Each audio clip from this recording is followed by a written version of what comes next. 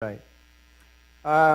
When we originally put this series together, our goal was to give everyone a comprehensive look at dealing with dementia and Alzheimer's disease and how it impacts the mind, the body, and the spirit, and the pocketbook. I could probably add that in too. All too often we spend too much time focused on the body, I think, that we forget the mind and the spirit aspect and the impact that that has on our bodies and how our living is going. According to our speaker, who I'll introduce in just a minute, all too often the impact of the arts and humanities is left out of that equation when it comes to improving the quality of life for patients and families dealing with dementia. Tonight's speaker has focused much of her life and career on reversing that attitude. Ann Basting is an educator, scholar, and artist whose work focuses on the potential for the arts and humanities to improve our quality of life. For over 15 years, she has developed and researched methods for embedding arts in long-term care. You're an innovator, too. I forgot, I should have added that in there. Creative thinker, with particular focus on people with cognitive disabilities like dementia. She has authored numerous articles and several books. I love the title of this one, Forget Memory, Creating Better Lives for People with Dementia, published in 2009. Another one, The Stages of Age, Performing Age in Contemporary American Culture. She was named a 2016 MacArthur Fellow. She is the recipient of an Ashoka Fellowship, which I now heard you at dinner describe what that was. I won't get into it, but it's social entrepreneurship is what it is. A Rockefeller Fellowship, a Brookdale National Fellowship, and numerous major grants. She is an author, producer of nearly a dozen plays and public performances. Are you a frustrated Hollywood? I mean, you know, it's like, or New York playwright. Her latest book, The Penelope Project, an Arts-based Odyssey to Change Elder Care, was published by the University of Iowa Press in 2016. So she's got an Iowa connection. She's not just from Milwaukee, Wisconsin. She holds a Ph.D. in theater arts from the University of Minnesota and a master's in theater from the University of Wisconsin. She is founder and president of the award-winning nonprofit Time Slips, Creative Storytelling, which brings meaning back into the lives of elders with dementia wherever they may live. She's working toward a moment when the arts are an integral part of our care system, which too often it's the medical model, and we forget how to involve people and their lives within the arts and how meaningful that can be. Her latest project, and I love the title of her latest project, I Won't Grow Up, quote, an intergenerational creative exploration on the meaning and value of childhood. And it was inspired by Peter Pan. So this lady has some real unique talent, I would say. She lives in Milwaukee with her husband and filmmaker Brad Lichtenstein and their two sons, Ben and Will. Please give Ann Bastings a warm Iowa welcome.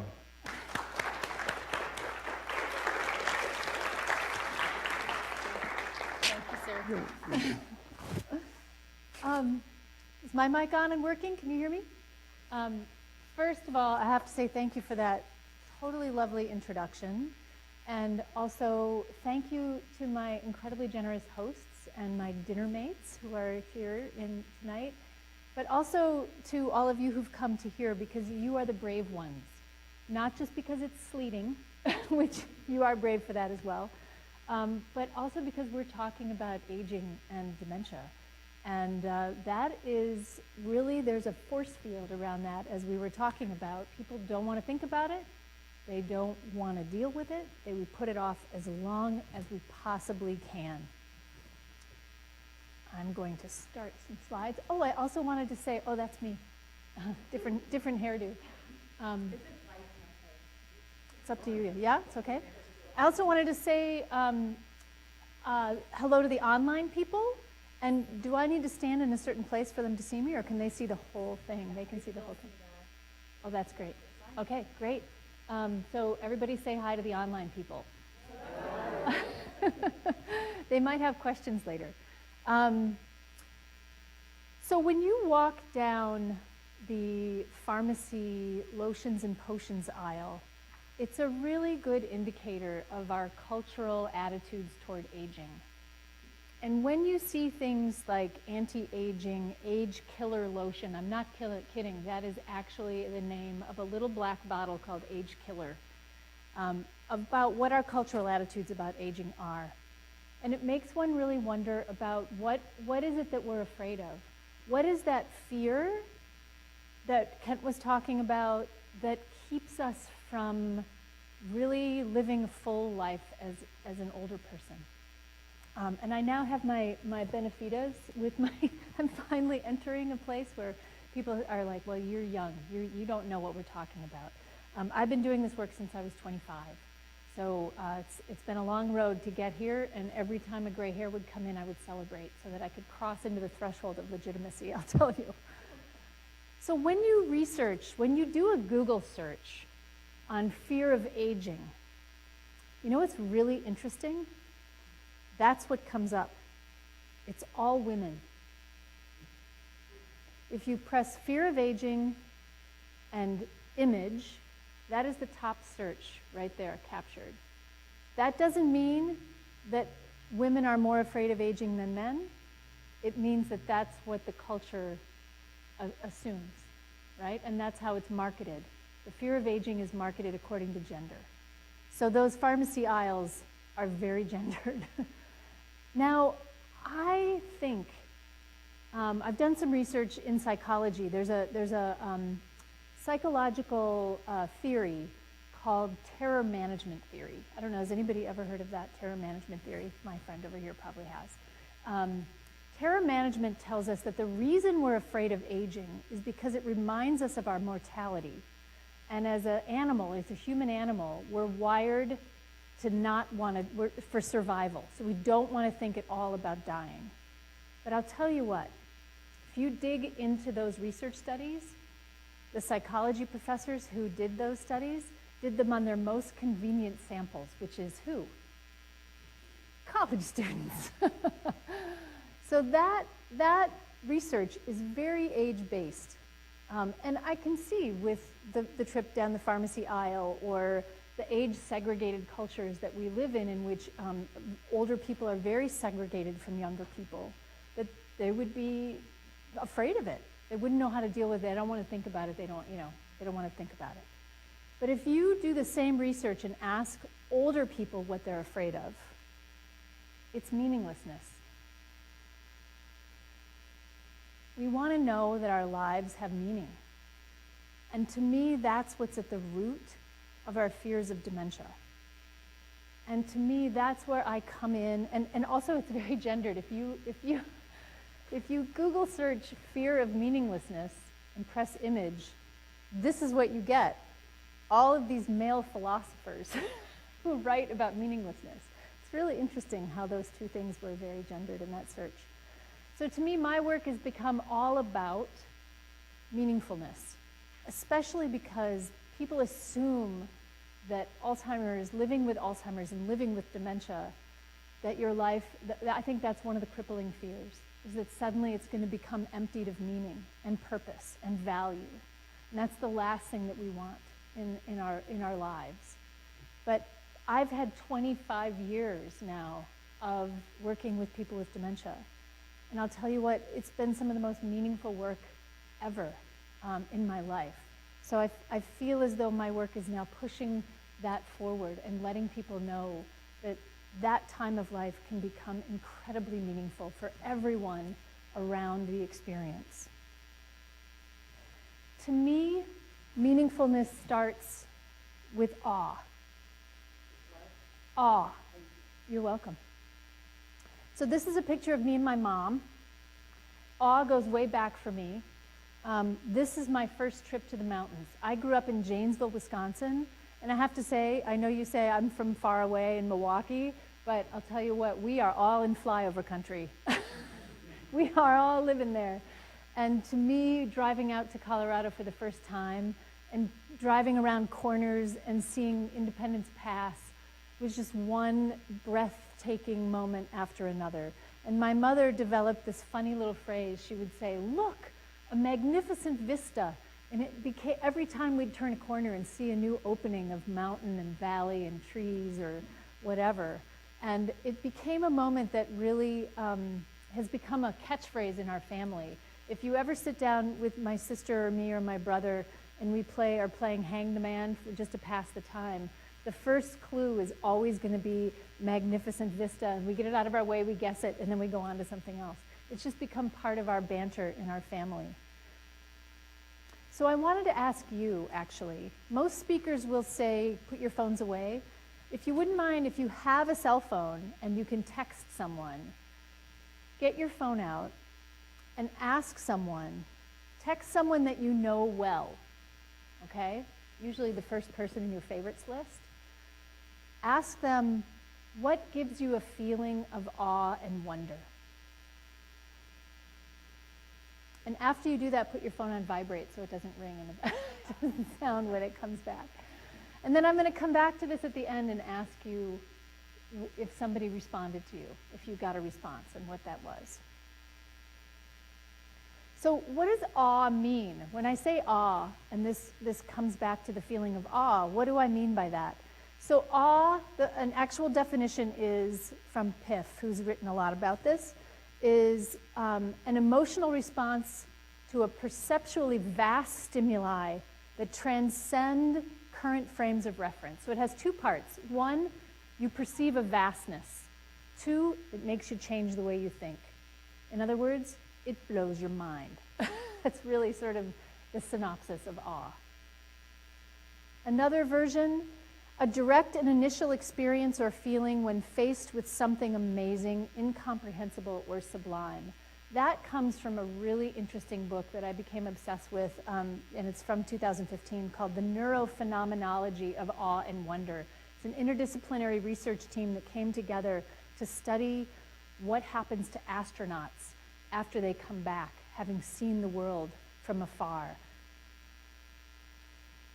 Wonder is the second part of it. It's a feeling of surprise mingled with admiration caused by something beautiful, unexpected, unfamiliar, or inexplicable. Or it's a desire or to be curious about something. So to me, wonder is a byproduct of awe. Awe comes first, and then you're wondering why, the change in your frame of reference makes you pursue your curiosity. A reflective experience motivated when one is unable to put things into a familiar conceptual framework, awe, leading to open questions rather than conclusions. It opens you up to curiosity. You don't know. You're at the end of your knowledge. You move forward with curiosity and wonder. So this is the overview effect, right? That's what they're describing. When astronauts come back having seen this, what is their feeling about the world and their place in it? I had this aha moment as I was starting to research awe, because about 3 or 4 years ago now, I live across the street from Lake Michigan. I have been photographing Lake Michigan every day that I can for 4 years. And this is one of my photographs. That horizon line has become everything to me. My day, whether it's crazy or, I'm worried about something's going on, all of a sudden it just evens out. It just goes away. This is like my calm line. So researchers tell us actually that there are 3 avenues into awe, right? You're like, when are we going to get to the dementia part of this? I'll get there, I promise. 3 avenues into the experience of awe. Any ideas what they are? Surprise. 3 things that you can experience uniquely that trigger a feeling of awe. Nature. Sorry? Happiness is what comes out of it. But nature, being in nature and appreciating nature, is one of the avenues for experiencing awe. Another one is spirituality, okay? A sense of vastness, an uncertainty of what that is, and a curiosity, right? So here I include the third avenue is art. And here I include the Oakland Interfaith Gospel Choir because it hits two in one. So it's art in the creation of a choir, and it's also a spiritually based choir. Having done 25 years working closely with people with dementia, the vastness of connecting with another human soul in a meaningful way is another access point to me for awe. When you don't know if you can connect and suddenly you feel a connection, it's an incredible experience. This is actually from a performance we did called Dance for the Love of Jim with a professional theater company, James Hart, based on movements by a gentleman with dementia who's beyond language. And we brought it back to him at home, and we're dancing with him in the garden when the neighbor showed up, who also is terminally ill, and just immediately joined into the dance and connected with the dancer. This is just a photograph of that.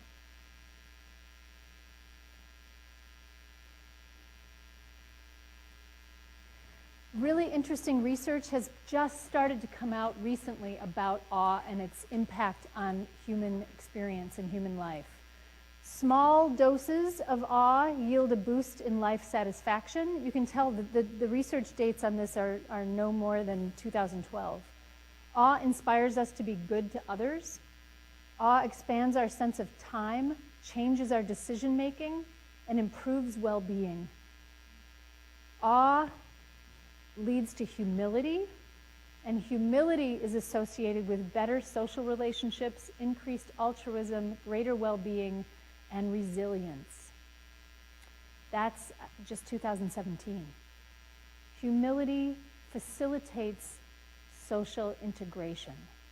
When you feel humbled in an experience of awe, whether it's something beautiful or terrifying, if you share an experience of a flood with your neighbors, you are all humbled by this incredible, overwhelming act of nature, and you come together.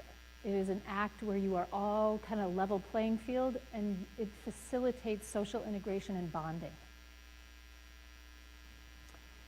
So meaningfulness, the research around meaningfulness, if our goal is to have meaningful lives, the research around meaningfulness is that there are two parts of it, and I use hands here as an example. So one part and another part that come together to create meaning. One is a subjective experience, what I think about what's happening, and the other is an objective experience. And the beautiful thing about awe is that because it triggers wonder and curiosity, that's the subjective experience. And because it triggers humility and social integration, that is the objective experience of working with people in a group and forming community outside of it. When you get those two together, that's when you get meaningfulness. Here's just my map of that, and it's really confusing. So I'm glad they printed it out on the paper for you. You can see it going off in two directions to get to meaningfulness.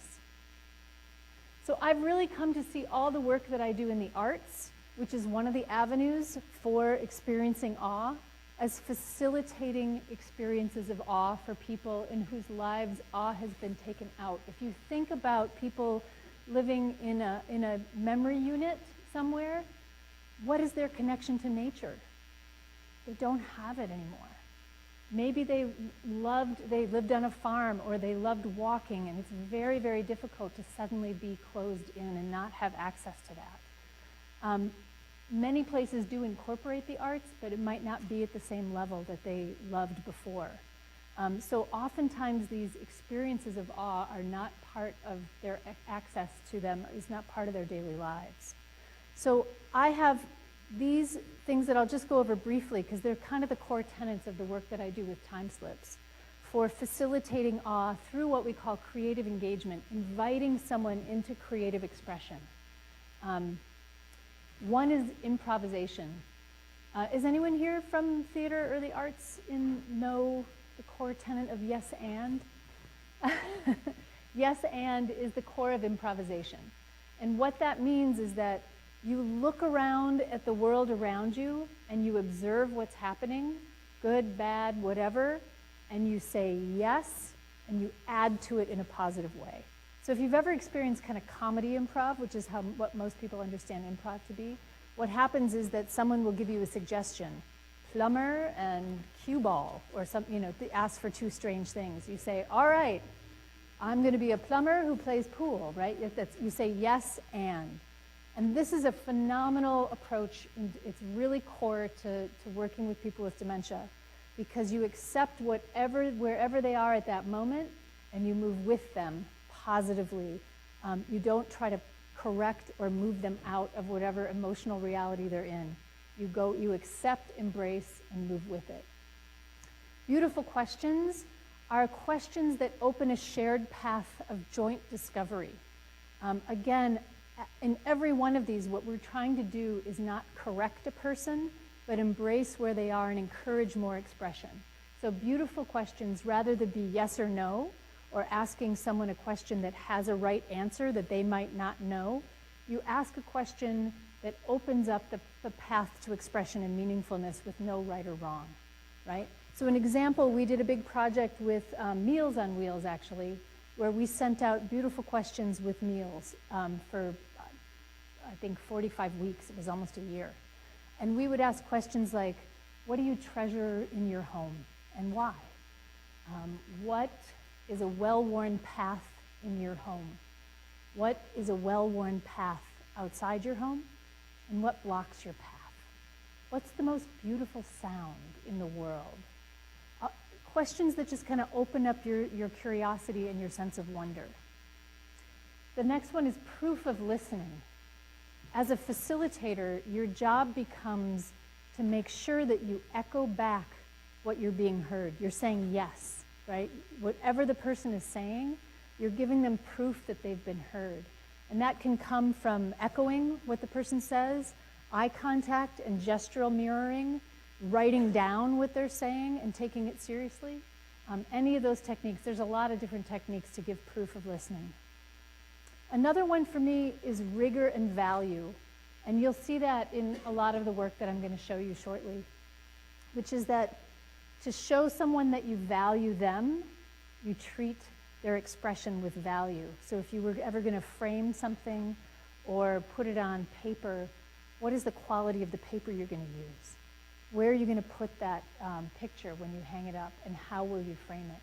You treat it like it's special because you want the person to feel special. So you add the rigor. And to me, this is where the collaboration with professional artists comes in, because professional artists know how to do this. It doesn't have to be expensive, but they know how to frame literally, not literally, but figuratively frame artwork as valuable. The other key component to this is connection. And what I mean by connection is that it's somehow beyond the person. So when you create something together, you always have a part of it that's shared with the broader public in some way. And you can do this in a lot of different ways. A really great example of this, of reframing programming or activities, things to do together for meaningful experiences, was an example that came from a day program in Milwaukee. They talked about clipping coupons. That's often something that the Alzheimer's Association, on their list of 101 activities to do with people with dementia, clipping coupons is probably in the top 15. How do you make that meaningful? So the adult day program had them tell stories about the products, and they wrote the stories on beautiful pieces of paper, and they kind of cut it out nicely, and then they took the coupon and the story and some tape, and they went to a nearby grocery store. They found the product. They taped the story and the coupon to the product, and then they snuck away and left it as a gift to people who would come across it and say, here's a coupon, look at this story, this is so interesting. So it's connected somehow to the larger world for a sense of purpose and meaning. So I call this approach creative care, and it can happen on an individual level with one other person that you can facilitate this with, or for yourself. It also happens in a group, and it can also happen at the community level. And you'll see that in the examples I'll give you here. This is one of our facilitators, Elaine, in an adult day center adult day program in Milwaukee. It's also an intergenerational program. And they're doing creative engagement, beautiful questions, and then integrating dance and song as well. So here's another great example. Another top 101 activity to do with people with dementia is folding laundry. How do you make that meaningful? Particularly because I'll tell you, oftentimes what happens in care communities and memory units is that they fold the laundry, and literally you feel like you're doing your part for the community. It does have a sense of purpose and meaning. But then they take that laundry and dump it back out, bring it back in, and have you fold it again because you have memory loss and you're not going to remember that you just folded it. But the activity people do. So it's only meaningful to half of the care partnership. It's not meaningful to both. And to me, meaningful activities have to be meaningful to both because our identity as human beings is relational. So it has to be something that's meaningful for both sides of the care partnership. So here's a picture of people folding laundry. The next picture is a picture from a friend of mine who's an artist based out of Madison, Wisconsin. And it's a beautiful concept, which you guys all, maybe you have it in Iowa, but you should definitely get it if you don't. There's a place up in north of Madison called Sauk County. And they have something called the Worm Farm Institute. And they do artists in residence out in this very rural community. It's all farming. And Brenda was an artist in residence there.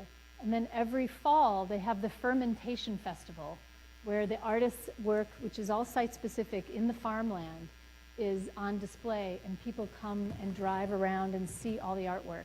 And over the past 10, 15 years, the farmers, whether or not they have an artist in residence, have gotten in on the game, and they put artwork on their farms as well. It's a big, big series of events. Here's what Brenda did. It was called Laundry Day.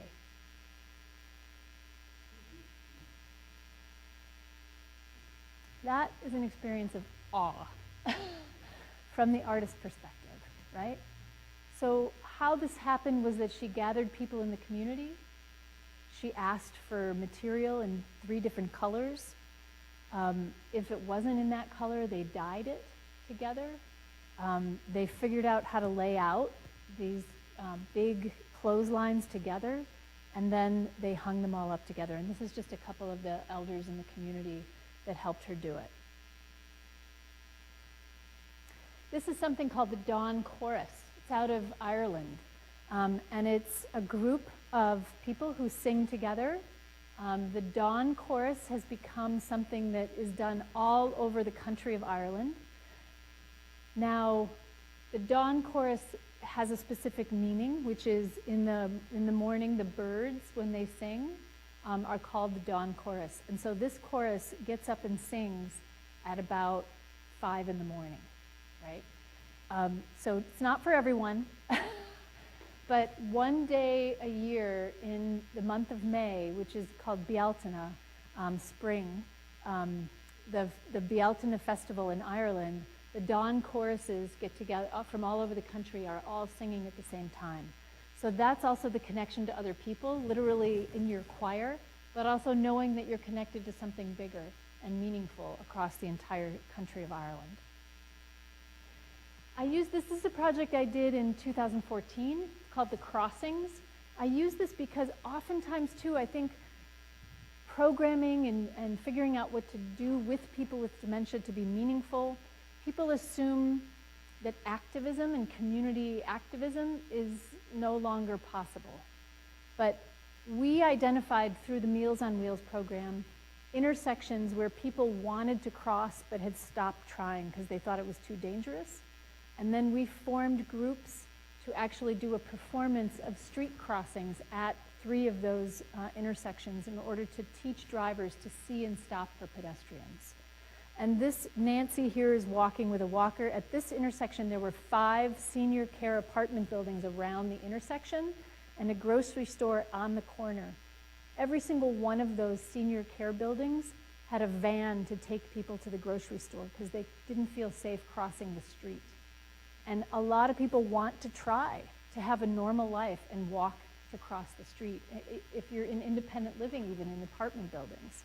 So we really, the mayor crossed with us. I think this gives you a sense of our performance. Our narrative for this performance was when in Milwaukee you have a river here too. When the guardrails go down and the alarms go off, the cars have to stop. And then the bridge goes up, the boat goes through, and then the bridge comes down and the guardrails go up and the alarm stops. So you see here our guardrails and our alarm with the triangles. And then we created, you can barely see it, but they're all sails for a ship. And we made ourselves into a ship, and we wanted it to be the most fun you've ever had crossing the street. People were dancing. We had our ship captain, you can't see him here either. He has a little captain's hat and a megaphone, and we were playing music through the megaphone. Sailing, Come Sail Away, the Gilligan's Island theme song, Somewhere Beyond the Sea, any kind of cheesy sailing music we could think of, and people just had a grand time. We also asked all of the civic officials to come with us, to meet us. It was in 3 different municipalities, and the mayors of each one came, aldermen from each one came, the state senator came, the county it was an election year, it was awesome. They all came and crossed with us. And I tell you what, the mayor of Cudahy walked with Nancy, who walked with a walker, and when he could not cross the street in time with the lights, those lights were lengthened in a week. It was the fastest action I've ever taken, like policy change you've ever had impact on your life. At another one of the intersections, one of the aldermen partnered with the police to do kind of a sting, but just to warn drivers. They put up flashing signs about how fast you're going to really try to help that intersection and control it. So this is the mayor of Cudahy here, which is, I just love that picture. He's like hanging with Nancy, right? They're best friends. So the arts in health settings are used traditionally in 3 ways. One of them is environmental. So that's what people think of when they pick paint colors that are soothing, or pipe in beautiful music, right, in the background, or have a gallery down the hallway, so really beautiful artwork on the walls. That tends to be passive, right? They may not have choice over that. It's enjoyable, but it's kind of passive. Entertainment or education is mostly what's out there. So someone will come in who's a beautiful musician, or maybe high school or college musicians, and play for people. And people gather and clap, and that was wonderful. And it's enriching, and we should have that. We should never stop that, because it's really delightful. But there's this 3rd layer that I think we have just not tapped into, that is where meaningfulness can really be made. And that is the engagement and co-creation level. That's what I've been talking about. That engagement and co-creation level can happen at 3 levels. I have a lot of levels in my talk here. One is it can be totally infused into everyday moments. So if you're walking down the hallway with someone and you pass a window, you can use that window as a prompt. If the trees are moving, or what do you imagine you hear outside, or what does that remind you of, or anything you want to say. Anything can be a prompt. It can be part of everyday life. Programmatic is how we tend to think of it, and we structure activities in care settings. But then there's another way, which is if you combine everyday life and programmatic over time, you can actually transform a community. And that's the project I'm going to tell you about now. I'm actually not going to, that's just too much information. So the Penelope Project is an example of a totally transformative community-based project. What happened was I collaborated with Luther Manor, which is a long-term continuing care retirement community. Now they call them life plan communities now, which I find very awkward, because everyone should have a life plan, right? I don't know why it's particular to older people. But continuing care retirement community, independent living, assisted living, skilled care, adult day. 700 people live there. 1 million square feet. 700 people work there. So it literally is a village. We collaborated with my university and students in the theater department, and then also with a professional theater company. And together, as a collaborative, over a 2-year period, we retold the story of Homer's Odyssey from the perspective of Penelope. It's a big story, I'll tell you. Penelope raised her son while Odysseus went off to war for 10 years. Soldiers started coming back from the war. Odysseus did not. It was another 10 years. Everyone thought he was dead. She kept home, put off 108 suitors, with great cunning, and maintained home for him when he came home. Tested him because he was disguised as a beggar by the goddess Athena, and only when he revealed that it was really the piece of information that only he would know did she embrace him and accept him home. She was a very wise character. I like to say she's the hero who never left home. And if we could tell that story, we could recuperate our understanding of what older people are who live in care communities. They may not be out in the general community, but they are heroes in their own home. So over the 2 years, we trained and worked with professional artists, infusing them into the care community. The staff was also empowered and offered creative workshops as well. The students were trained, so it was like happening all the time in all 4 levels of care. And it was the first time in that care community that any project had cut across all levels of care. And the reason that's important is that oftentimes there's what I call great divides or grand canyons between independent living, assisted living, and skilled care. And even if you're living as a couple in independent living and suddenly a spouse or a partner has to have greater level of care, the friends often don't even visit and they live in the same building. It's the terror and the stigma is so great that there's divides among those levels of care really affecting the sense of building community.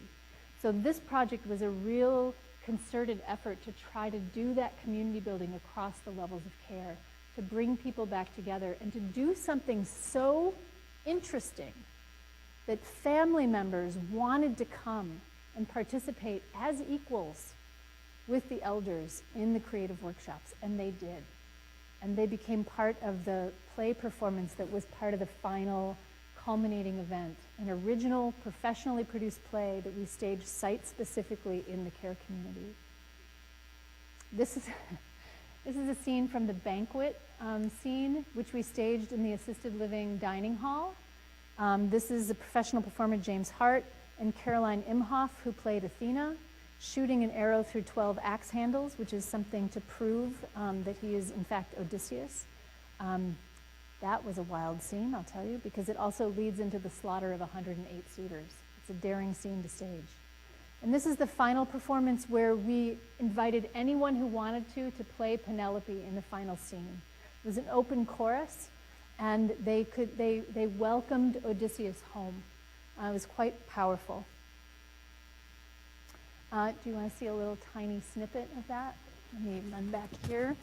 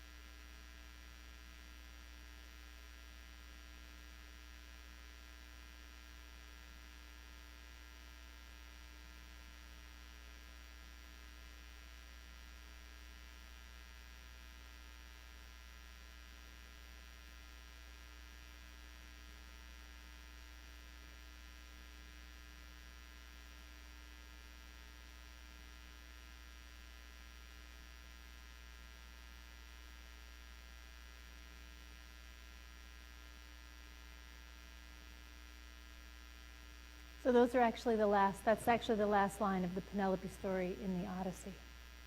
If the gods will grant us a happier old age, we'll be free from our trials at last. In the Fagles translation. You have to get the right translation for that one. We did a lot of research. This is what's in the Penelope book that's published out of the University of Iowa. We did a lot of research wrapped around it in interviews. A resident said, being in Penelope made me feel more alive. I was glad at the time, I know who this was, so I get a little choked up. I was glad at the time that I got up and started coming to practice. I had stayed in bed too much, and I got up and got involved. Another resident said, it's the last important thing I'll do. And then these other ones are a little long to read, but I think from the staff perspective, it involved opening themselves up to something they weren't controlling, and that they really literally felt that the residents were collaborating with them in a meaningful way on something beautiful, something that inspired awe.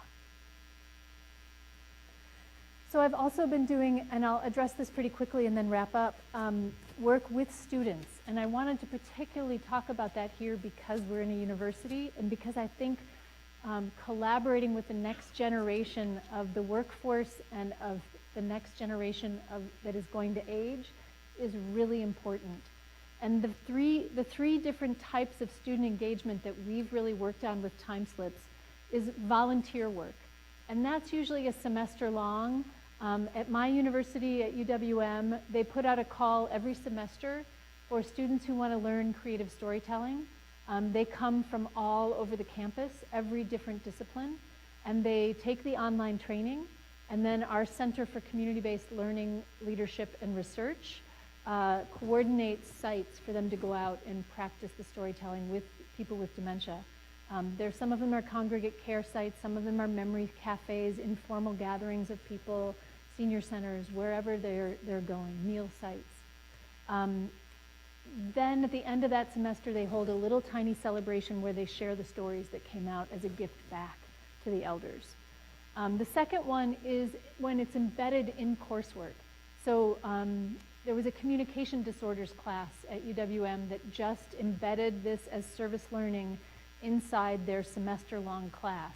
So it was much more geared toward the reading list was all about dementia. It's just like a deeper dive into it, and it's similar to the structure of the volunteer program, but it's embedded into a specific class. And then the final one is one that I'm most excited about, which we're now in our 5th year on at UWM. We have about 5 student artists in residence who are who are artists from any area in the Peck School of the Arts: music, film, dance, visual art, and theater. They get room and board to live in a care community, become members of that community, have a mentor who's an older person and a mentor who's a staff person.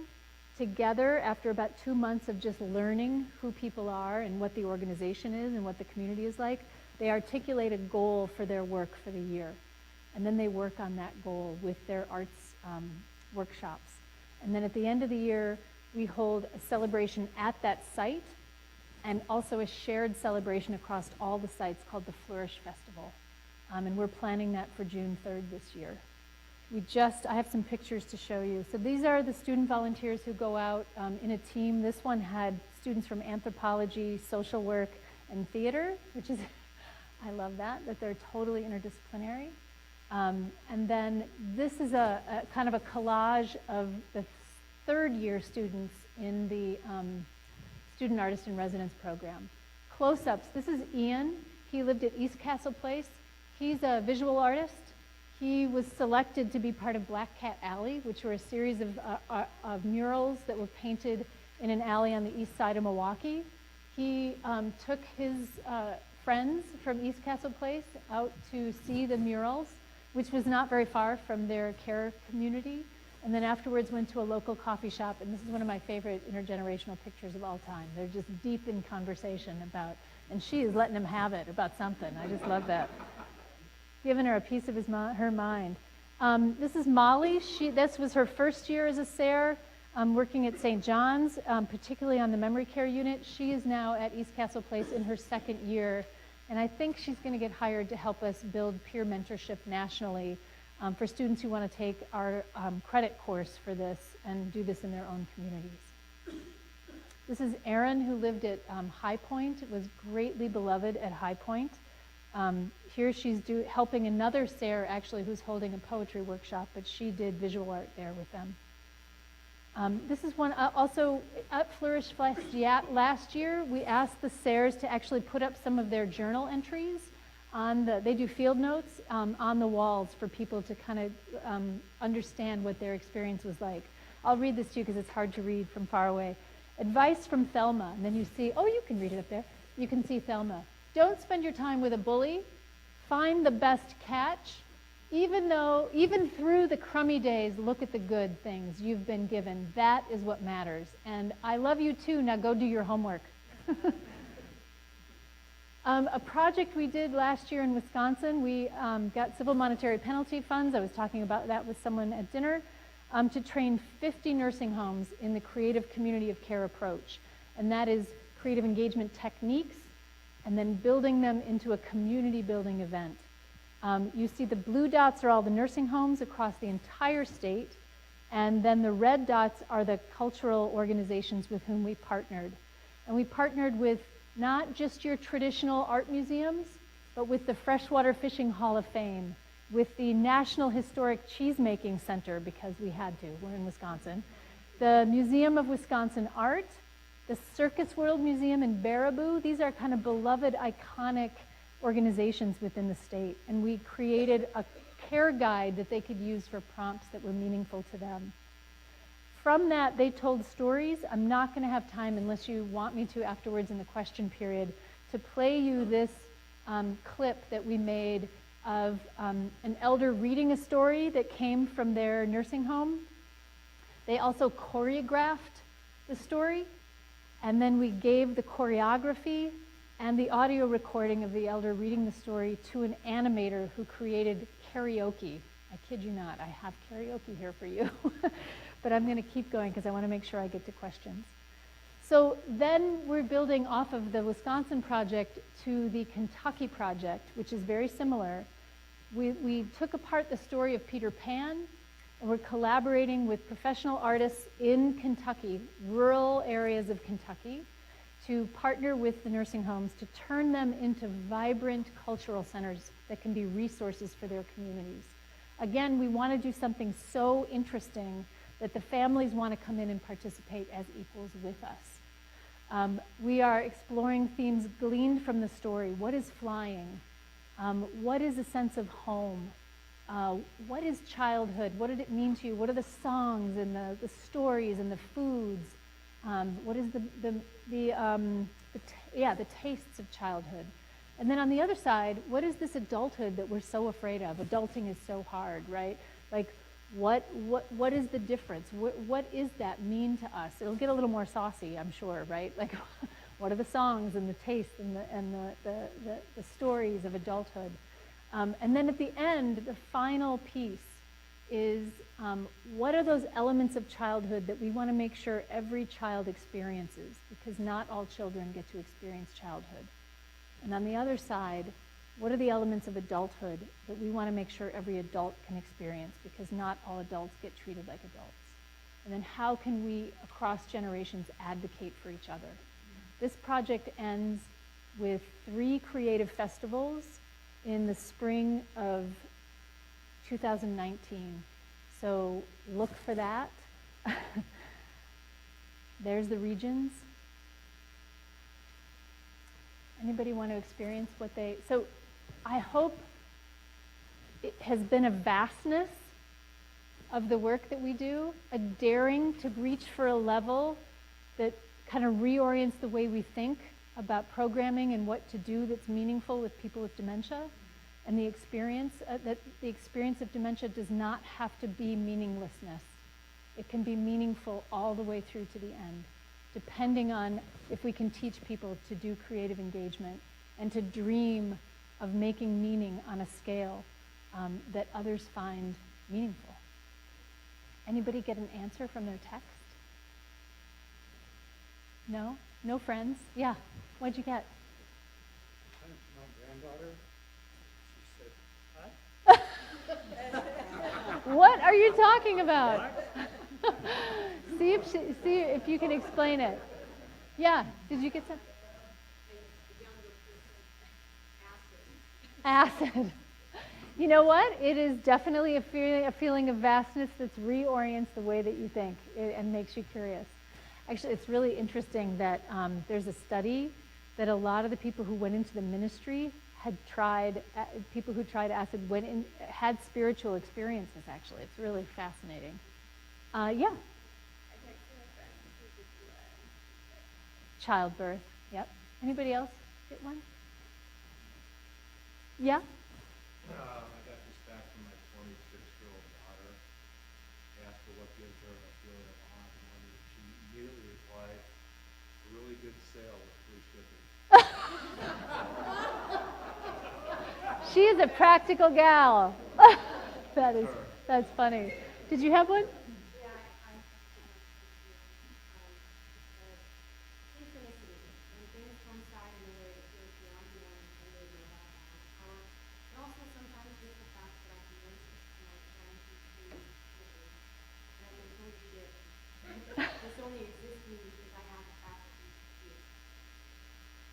That's a cool friend.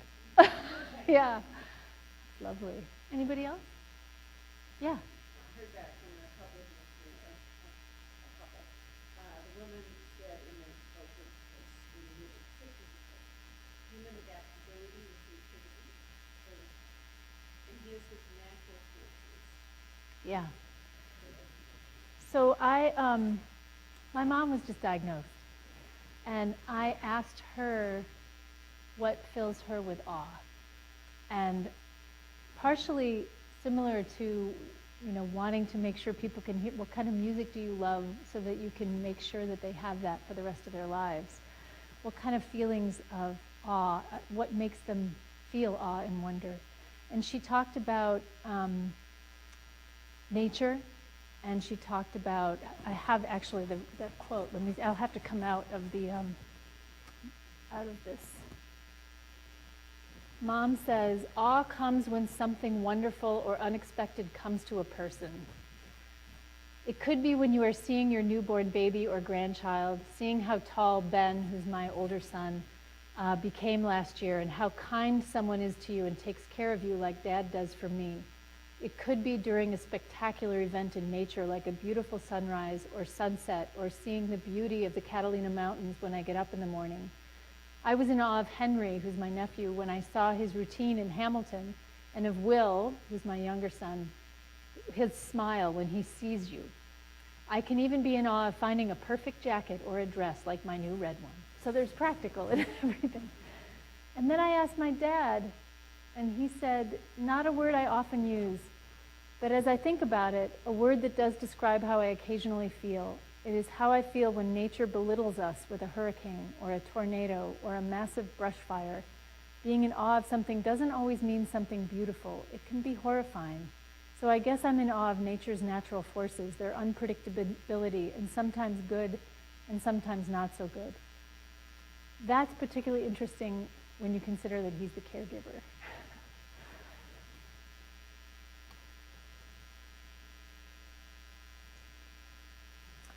I close with this image just for contemplation, by an artist out of Barcelona who I met. She's a volunteer, actually, in a long-term care community in Spain.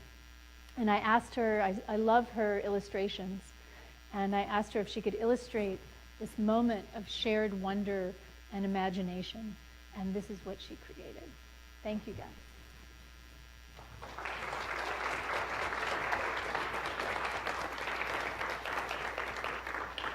So I do think we have some time for questions, just a few, yeah? And I don't know if there's questions online you were going to check. Anybody? Did I stun you into silence? It's too late. I put stickers out on the table, which has the Timeslips website, which is just timeslips.org. And if you do have questions, that website email comes right to me. And it also is this image as well, so you get to take it home with you if you want. Yeah. Go ahead. When the residents or those who have had the diagnosis or dealing with it are involved in a project like yours, how do you know what they take out of it, how they feel afterwards? How do you know that the impact that it's having on them? So it's a great question, and we study engagement and affect. We ask people, and they tell us.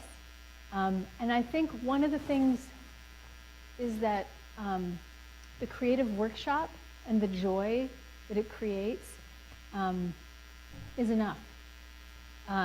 We have micro and macro effects, and I think one of the reasons that the long-term care and aging services has been resistant to meaningful arcs over time is this worry that people will pass away. In fact, we heard it at Luther Manor. They told us, but what if they pass away and they'll never experience the play?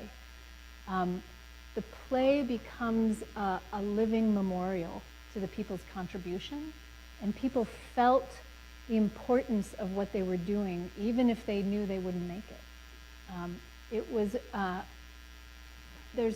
There's a story in the book by someone who worked at Luther Manor, whose aunt was living at Luther Manor and who had profound dementia. And she was very confused, and Beth tells the story about one day she went to go talk to her, and she was very agitated, and she was talking about being so upset because she missed her mother's funeral, and she was a bad daughter, and this was, she was clearly mixing up time and what was happening. And Beth said, "How is Penelope going?" And she stopped, and she said, "Oh, what we're doing there is so important. I think I'm going to play piano for them." She had been a piano teacher her whole life and had not played since she moved to Luther Manor. It was something about the meaningfulness and the value that was being put into the work that grounded her, and that made her want to contribute in some way that was special to her. So I think realistically, there's other places that I've done articles. I did one article with a collaborator of mine, Kate de Medeiros, that was called "Shall I Compare Thee to a Dose of Donepezil?", which is about the unrealistic expectations, oftentimes, of what the arts can do. There is no cure, and I'm one of these people who believes that the best cure is going to be preventative. So I don't even know that we're going to get to a place where there is a pill. But the expectations of all interventions are that they somehow cure. And I think the best thing that we can do is create well-being and meaningfulness in everyday moments as long as we can. And that's, I think, where we're really successful with this.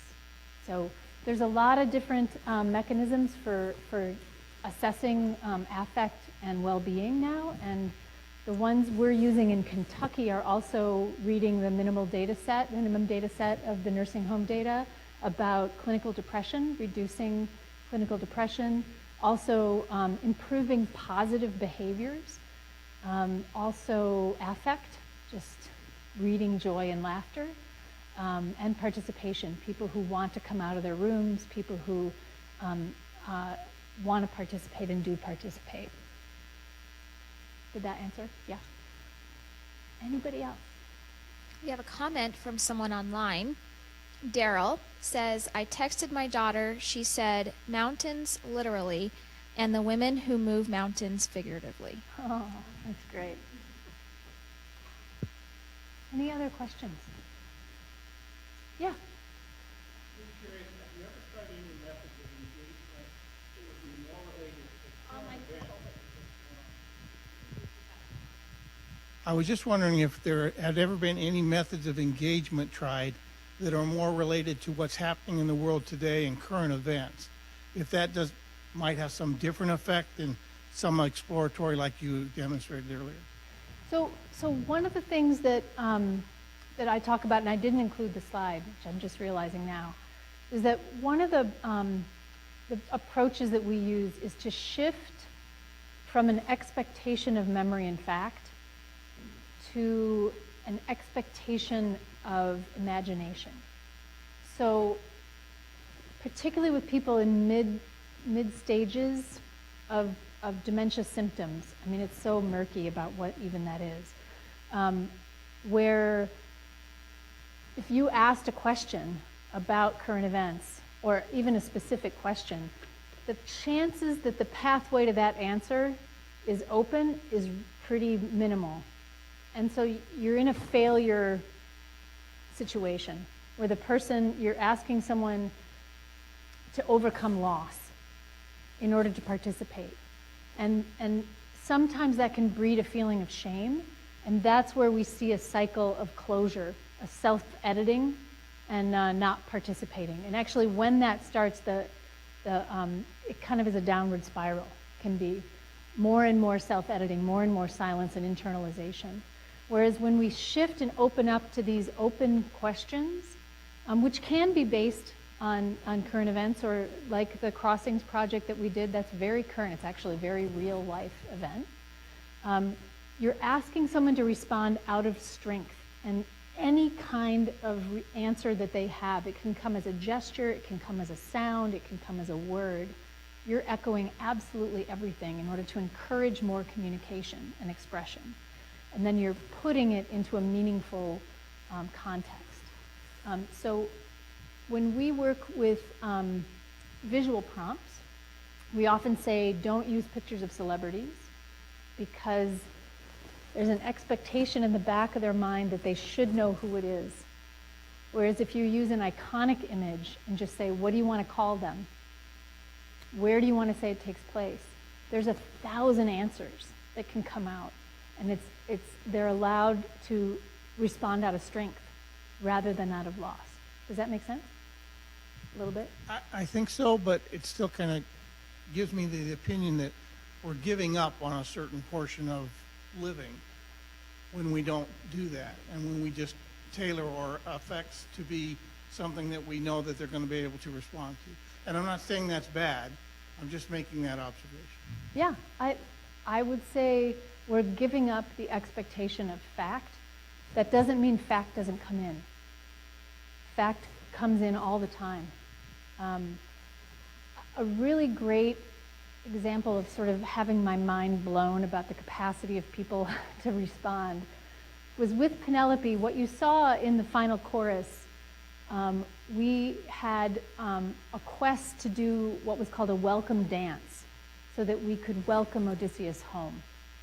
And we had the choreographer come, and I just said, well, introduce yourself in some way. And he had been a Hawaiian dancer in his youth, and he taught about 15 people in the adult day, gathered in the adult day program, some Hawaiian gestures, just as a way to introduce himself. So it was, guess what these are? Palm trees. That's the beach, the water. What's this one?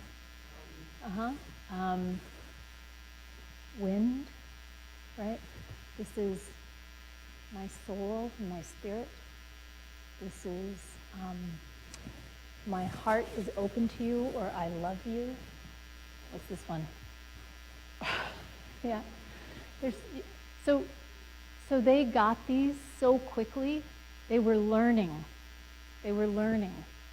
And Lenny leans over to me at one point and he's sweating. And he's like, I don't know anymore. I've just taught them 45. What do I do?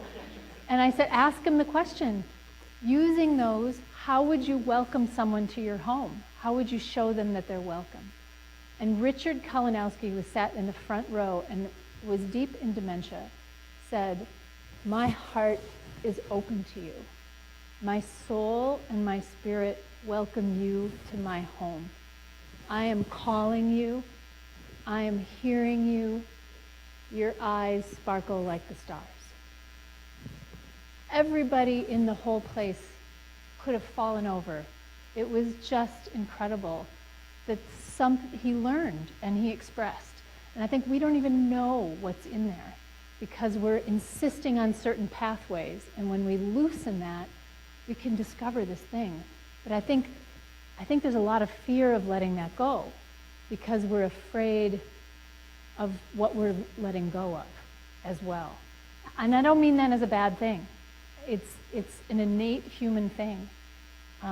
But the beauty that we could discover when we shift to more of an openness that can contain the fact as well, just shows us what's possible, what we're overlooking. And it's okay if I didn't convince you. It's totally okay. Hi. So my background is in art therapy, and then I did graduate study on how arts organizations could be dementia friendly.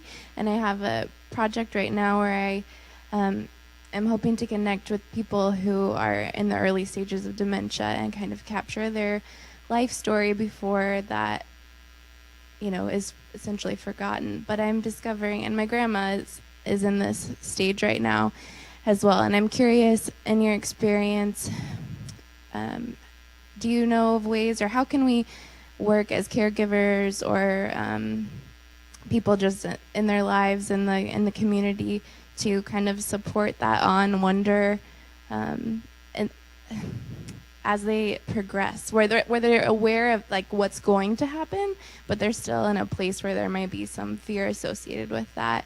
And because I know in the power of art to continue that healing process, or start the healing process and bring out the curiosity and wonder.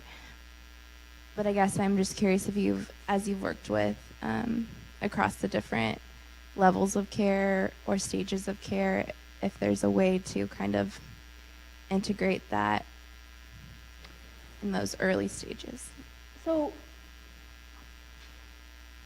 in very early stages, in Western culture, we have a funny thing, a little line that gets a little blurry between madness and creativity. And when people know they're starting to experience, or maybe they have a mild cognitive impairment diagnosis, or they're aware that something is happening, they can be very protective of that line because they don't want to be misinterpreted as mad.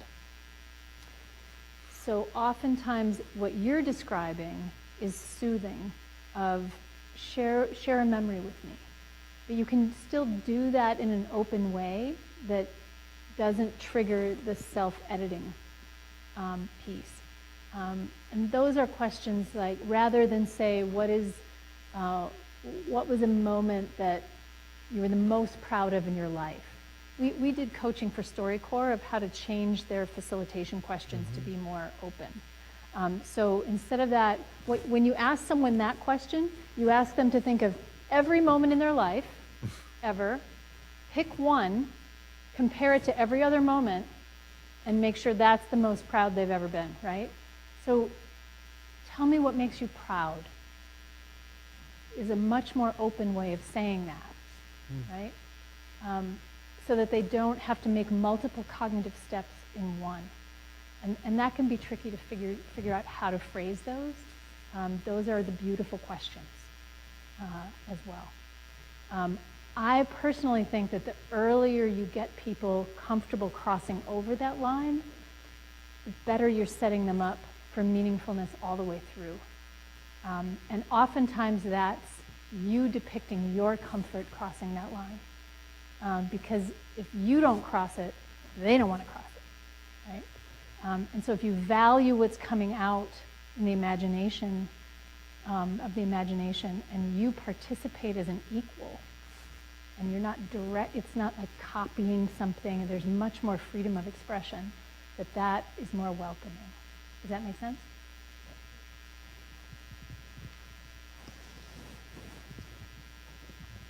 I'm very fortunate to have a pastor in our church who is a real storyteller.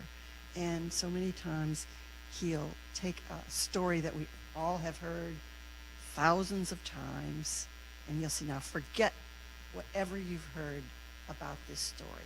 And then he'll go through it, read it verse by verse, and say, what do you feel? Yep. What is the crowd saying? Shout like you're the crowd. And what are the smells? What are you That's smelling? awesome. And it's just amazing. And what are you feeling? Yep. And how does this make you feel? And that make you feel? And you know, it's just, you don't fall asleep in his sermons. Well, and that's actually in storytelling technique, that's immersive, and it's focusing on the emotional, which is something that is intact all the way through the process of whatever type of dementia experience you may have.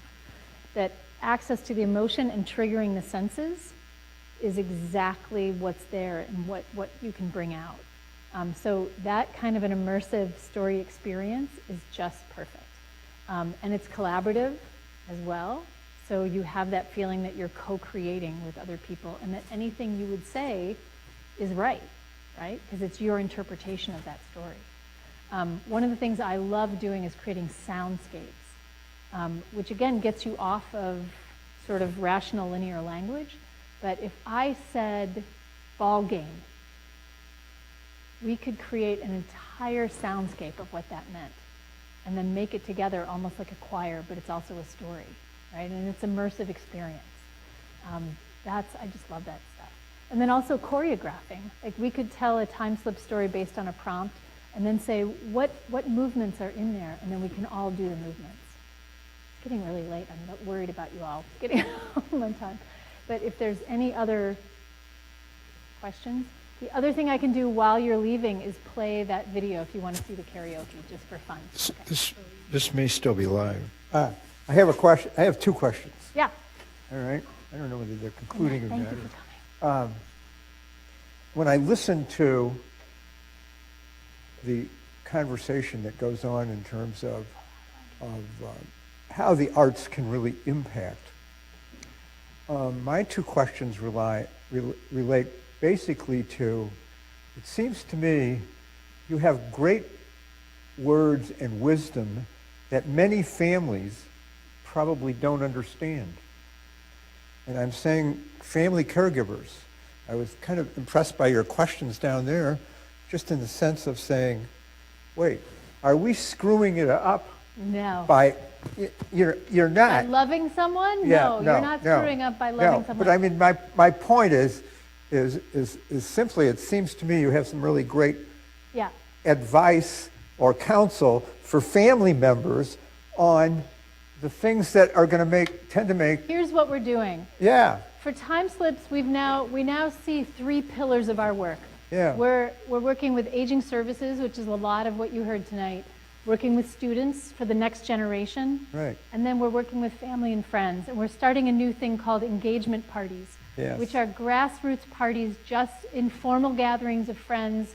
Come on over, we'll facilitate 3 creative engagement techniques. You learn how to have a creative conversation, you learn how to ask a beautiful question, and you learn how to do an imagined story together. And that's it. And it's 45 minutes, and it's hands-on, and you're doing it, so it's immersive, so you walk away with the tools. It hasn't started yet, but if you're interested in that, email us, and you can be like a pilot spot for it. Cool. Let me play this, because I know you guys are all so good in not getting up and running out, but you can. No, the questions are just starting. Yeah.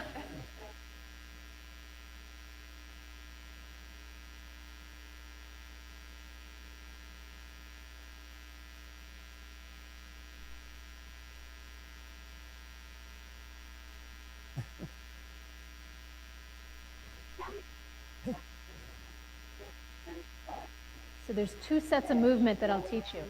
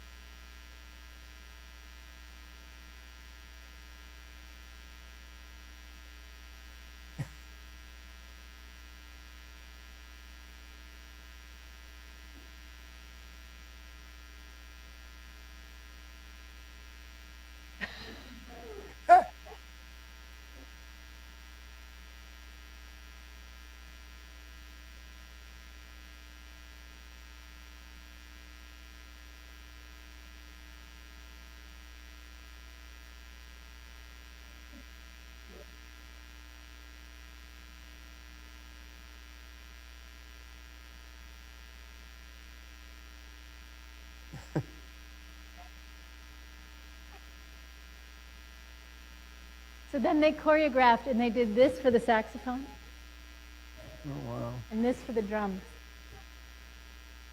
And then they switched to this for the saxophone. Cool. And then this for the hitting bell. And then we just do it over and over again. And then Irene Goodnight is literally in the middle and everybody sings together. I did this at the Alzheimer's State Conference in Wisconsin for 900 people. And we were all standing and doing the movements and singing, and it was quite lovely. Cool. All right, so I still have one other question. Uh-oh, you're not going to give up. I didn't give up, right? I'd like to just ask you about, as you're developing the intern program, all right? Yeah. What are some of the qualities that the intern needs to have? I mean, I look at us, we have Moyne University here, we have Drake University, we have Simpson not far away. It seems to me that this could be a really interesting way to involve students in this intergenerational aspect of dealing with the disease in the whole process of caregiving. And I'm kind of curious as to how you envision that program and what kind of training, I mean, because So Times it takes special people to It does, but it is volunteer, and they know they're volunteering with people with dementia. So it is sort of a gateway. Yeah. If they're interested in doing it, they volunteer. The Time Slips training is online, and it's a lot of what I just went through today. Okay. It's about 5 modules with a lot of videos. And so that prepares them.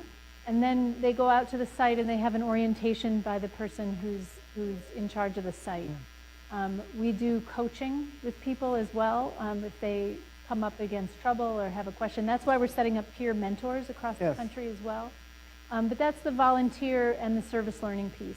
The student artist in residence piece, we do interviews with people because it's a year-long commitment. Yeah. And one of the things that young people are not used to is that friends that they're going to make might die. Right. That they're just not used to. And I mean, these are friendships that they form with roommates or wingmates, right? And they have to understand that there might be loss and sorrow, and that we meet together in person every other week and just talk about what's happening in the site and what challenges they're going through. So that's a little more guided. And they learn asset-based community development. They learn about dementia. They do the online training. They do a lot more in-depth work for the student artist in residence program. But it's totally transformational. Yeah, because the one intern program I've heard in some care facilities, they have the young college musician who, plays the piano in the bar every, It's still or pretty whatever. much the entertainment Not education. in the sense of what I think you're talking about in Yep. terms of how they Yep. really interact with the residents and become part of the group Yep. or the Yep. community. They become part of the community. And Yeah. some of the activities that they do might not seem arts-based. So Right. Ian had game night, where he invited his friends to East Castle Place to play their favorite board games, and invited the older people that he was friends with to come and bring their favorite games, and they taught each other their games across generations. That was awesome. Yeah. And that was mostly independent and assisted living, I should say. And then they also have done projects and work specifically with people with dementia. Yeah. They'll do a project that will have different aspects in different parts of the care settings and things like that. So they're very savvy about it. One student who was from dance, her goal that they articulated together was that it's really difficult for new residents to feel like they belong. Because you know what, it's just like high school. You got your cliques and it can be very difficult to find your footing as a new member of a community. And she created a whole ritual that involved poetry and a story about the person, a mentor, and a yellow carnation, and it became a big event that they've been repeating every year at this care community. We were talking at dinner about how there's very few traditions, right? Kind of different ceremonies that mark different passages in our later life. Mm-hmm. And a lot of this creative work is just creating those. Right? Thank you, guys. All right, the bewitching hour is here. Thank you.